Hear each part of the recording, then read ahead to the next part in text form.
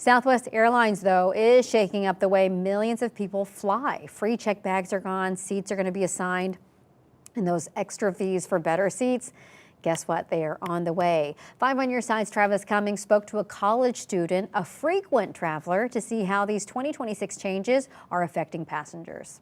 Well, the biggest thing I've noticed is there's no longer free checked bags. I'm a college student, so flying back home for breaks, both winter and summer breaks, can be really hard when now I have to pay that additional checked baggage fee.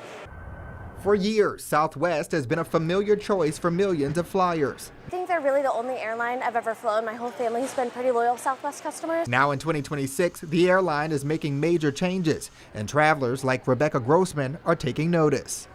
Here's what's changing at Southwest: assigned seating, new fare tiers, and fees for services that used to be free, including the all-time favorite, checked bags. I used to not have to worry about what seat I was going to get. I was just always, setting my alarms, making sure I was checking in 24 hours before to get the seat that I wanted. But now when you have to, pay to get a better seat, that's something I don't really want to have to consider. For students like Grossman, these updates are changing how and whether they fly.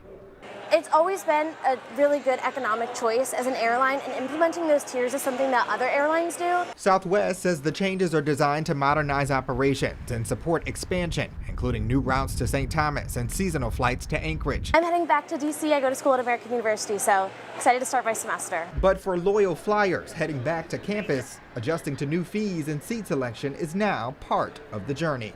And I understand that they're trying to increase profits whatever way they can, but when those changes are negatively affecting their most loyal customers, it makes me question whether it's a smart business decision. Travis Cummings, 5 on Your Side.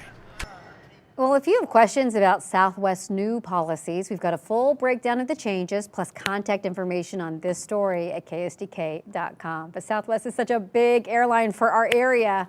A lot of people have something to say.